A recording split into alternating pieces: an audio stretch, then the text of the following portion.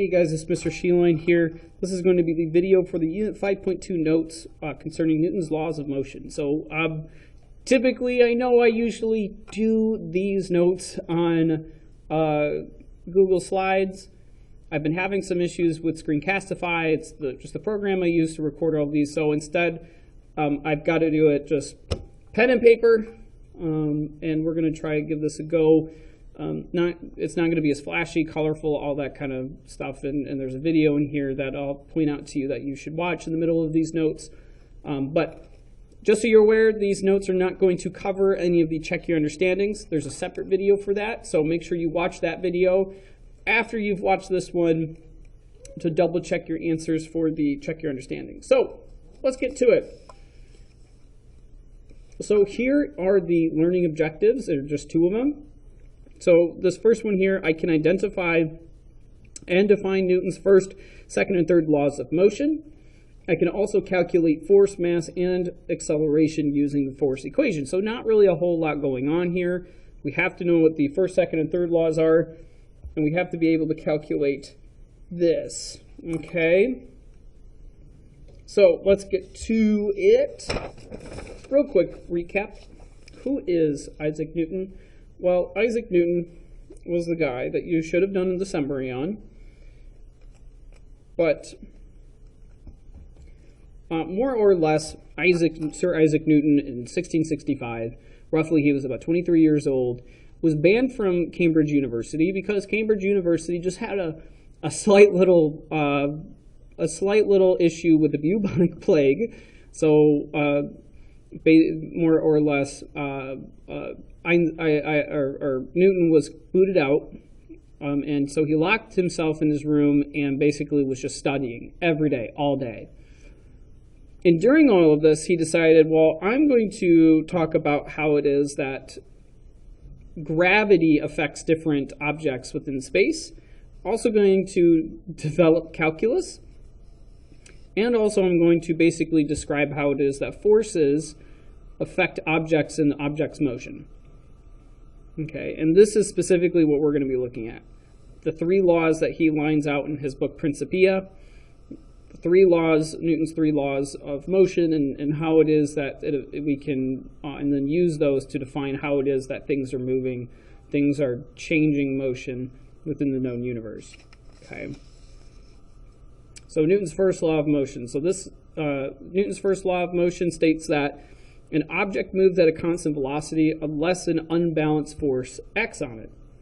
So this means that a moving object will continue to move in a straight line at a constant speed unless an unbalanced force acts on it. So now this is difficult to imagine for the most part because on Earth we throw an object and the object does this. The object is thrown and then it falls down and it splats on the ground and then it just sits there, right? So how can it be that an object that moves at a constant velocity, that an object will continue to move at a constant velocity unless an unbalanced force acts on it? Well, how can that be? How can it continually move at the same rate? So this is what we have to understand, that on Earth we have gravity that's moving it down, pushing this down, and we also have friction, okay, moving in this direction. We've got friction here moving in this direction. We've got gravity moving in this direction. So the gravity is going to pull the ball to the ground. Ball hits the ground, and then friction is going to say, like, whoa, dude, you should slow your roll, man. Just stop right there. And it's going to make your object stop. So right there, we have two external unbalanced forces that are affecting the trajectory of our ball. So when we think about these problems, when we try to think of the examples and how it can be applied to Newton's first law of motion, get rid of gravity and get rid of friction. For the most part, get rid of friction. For the most part, get rid of gravity. So what kind of example would we think of? It'd be as if you were out in space, throwing baseballs out in space. If you were out in space and you threw a baseball, that baseball would just continue to move in this direction forever and ever and ever and ever and ever and ever until something at some time, at some point, comes along and smacks it. Okay? Because again, it's this is what we're talking about here. Unless there's an outside force that comes in, like gravity, like friction, just like something just sitting there, that object is going to continue to move at whatever rate it was originally moving at. Okay? So a lot of these examples, think of out in space, think of throwing baseballs out in space. Okay, now, Newton's first law of motion can be just summed up to this right here. Okay, and you need to know this for the test. Need to know for test. Need to know for test. Another term that another name that we can give Newton's first law of motion is just the law of inertia. And what is inertia? Well, inertia here is the tendency for an object to resist change in its motion. So if you have an object just sitting there, the object just wants to continue doing nothing. If you have an object in motion, it wants to keep on moving until something stops it. Okay? So inertia is the way we describe what's happening to an object. Is it sitting there? And if it's sitting there, it's just going to keep on sitting there until you give it a push, until you pick it up, until you, I don't know, flick it, if you hit it, punch it, kick it, bop it, I don't know. So inertia is the tendency for an object to keep doing what it's doing. Okay? That's what inertia is. And we can just more or less sum up to say that, well, Newton's first law is the law of inertia. An object that is doing what it's doing will continue to do what it's doing until something comes along and applies an external unbalanced force on it to change its motion. Okay? So here is where we would watch a video. So I'll attach the video to, or the video has been attached to this assignment post, this material post. So go ahead, watch this video, pause my video here, go watch this video. It basically just explains Newton's first law with car crashes. It's a short little 3-minute video. Give it a watch, come back, and then finish this video out, okay? Okay. So car crashes are great examples to use, and a bit morbid, really, examples to use because they apply to you guys specifically. Most of you guys in my physical science classes are typically freshmen, and some maybe juniors, seniors, sophomores. But for the most part, most of you are freshmen. Either you have driven before or you're going to start driving here. So this is exactly applicable. Why wear dang seatbelts, man? Why? Well, it's because of Newton's first law, as we saw in the video. So suppose that you're some jabroni traveling in a car. Okay, you're driving a car that's moving somewhere like, I don't know, 50 kilometers per hour. Which this right here, that's roughly about 30 miles an hour. Okay, so roughly about 30 miles an hour. Let's say you collide head-on with something solid like a wall or a guardrail. Your car is going to crumple, slows down, and it takes roughly about 1/10 of a second in order for it to come to a full stop. Now that's the car though. You inside the car, according to Newton's first law here, you're going to continue to travel at that 30 miles per hour that the car was just moving at.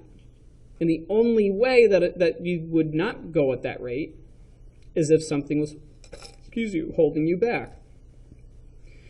So within 0.02 seconds after the car stops, anybody who's unbelted, anybody who's not wearing a seatbelt, will slam into the windshield, the dashboard, the back of the seat, into another passenger, whatever it is, a steering wheel, and you're going to get real bumped up, you're going to get really hurt, worst case scenario, you will die, okay?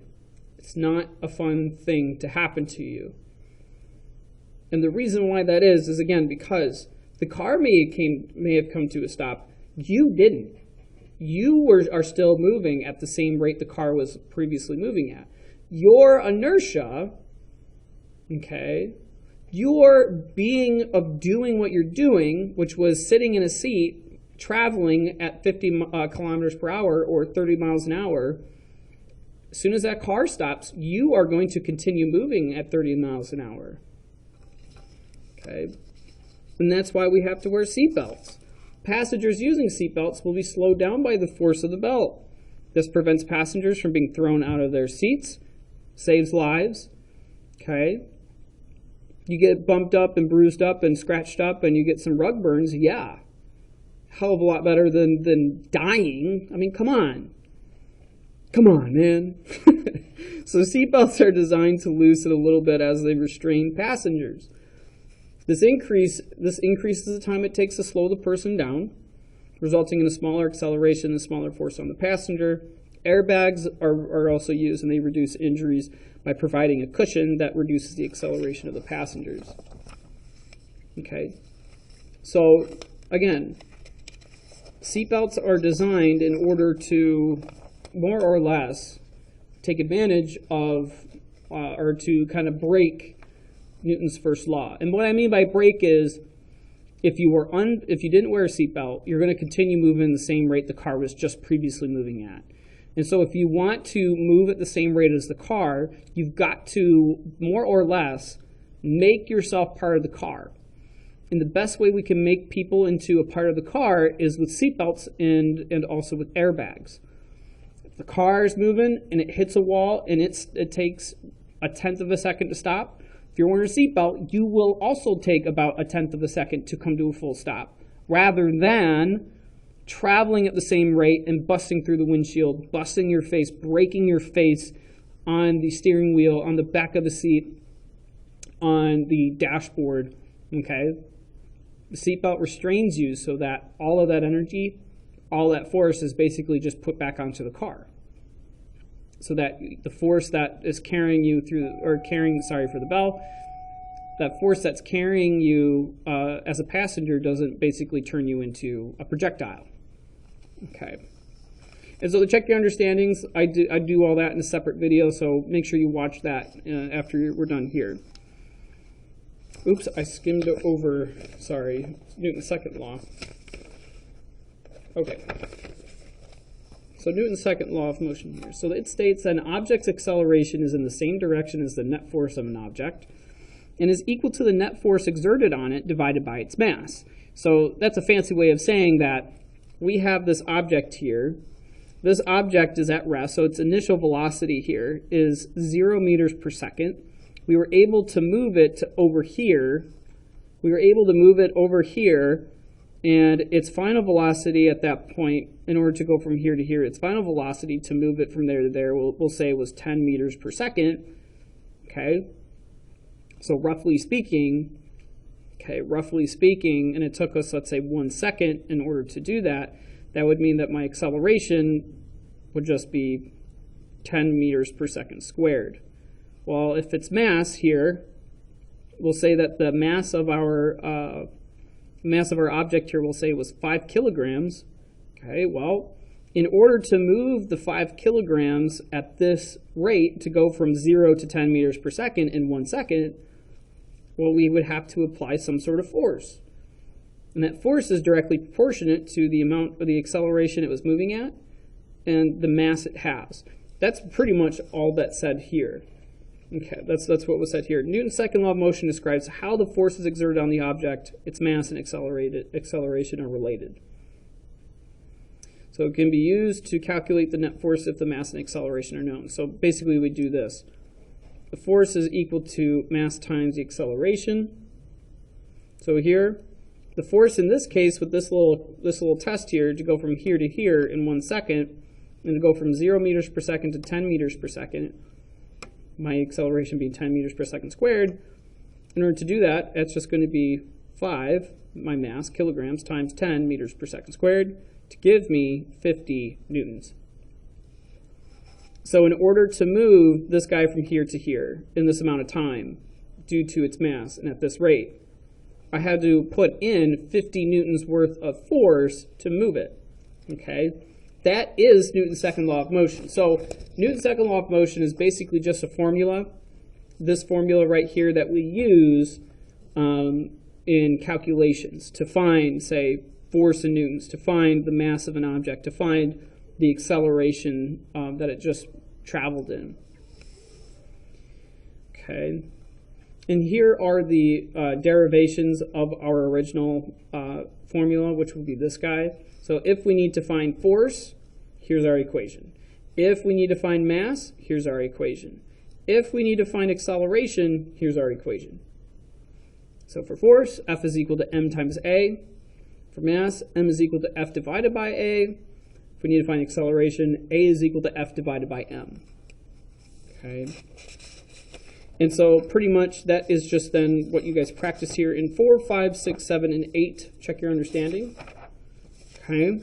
So again, watch the video there after we're done here. Go through those, check your understandings before we continue the notes here. Then come back, continue the notes, and then double check your answers for the check your understanding. So go ahead, complete the check your understandings, and then we'll continue back up here with this video, with this part of the notes. Okay. So Newton's third law of motion. So before we do this, remember, quick recap. Newton's first law of motion, law of inertia.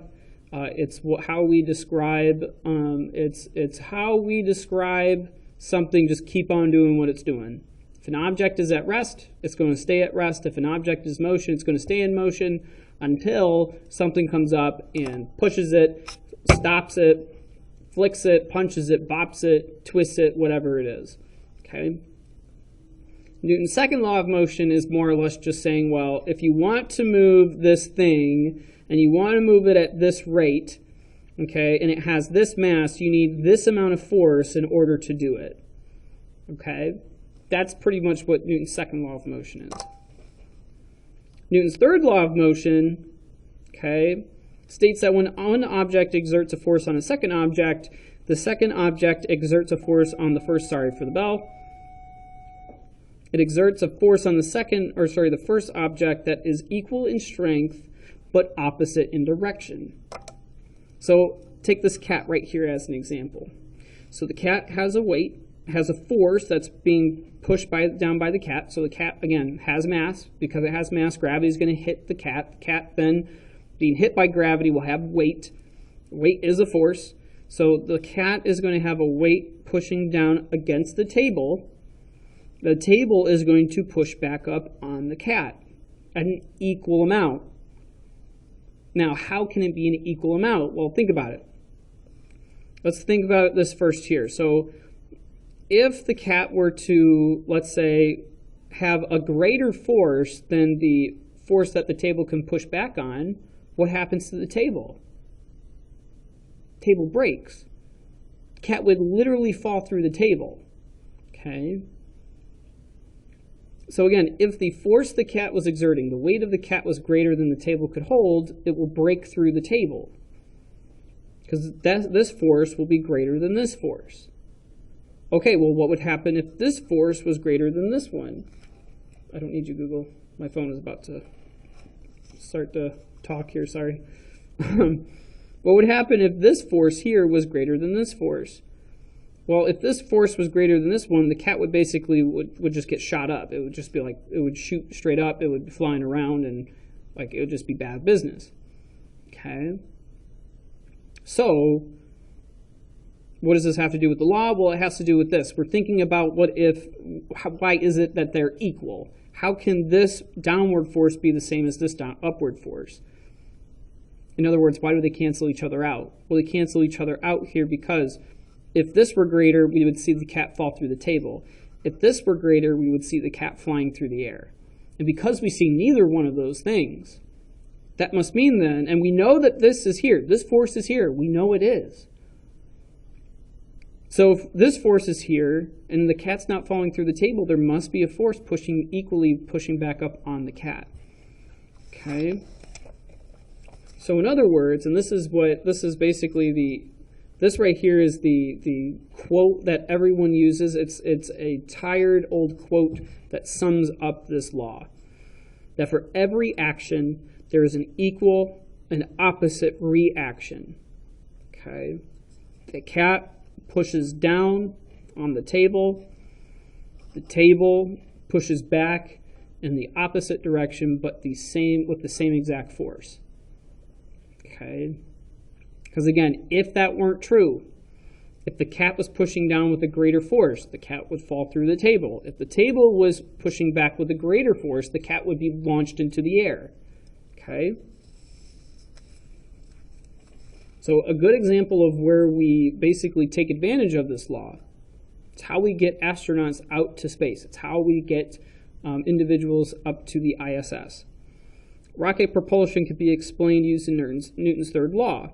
Hot gases from the combustion spew out of the tail of the rocket at high speeds.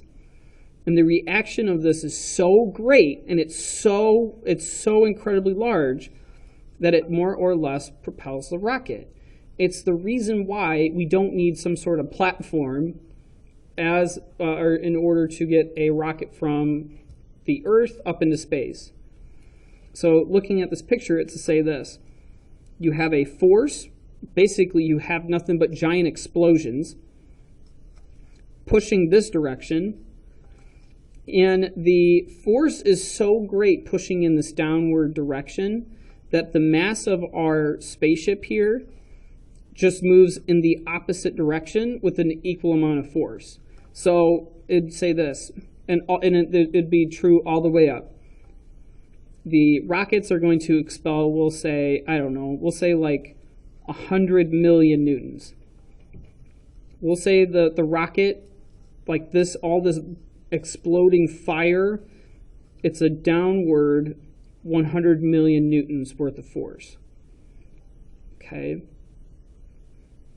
Well, that's pushing, and it doesn't matter if it's on the ground or not. It's just the fact that it's like think of like blowing up a balloon and then letting go of the balloon. It's like the same principle here.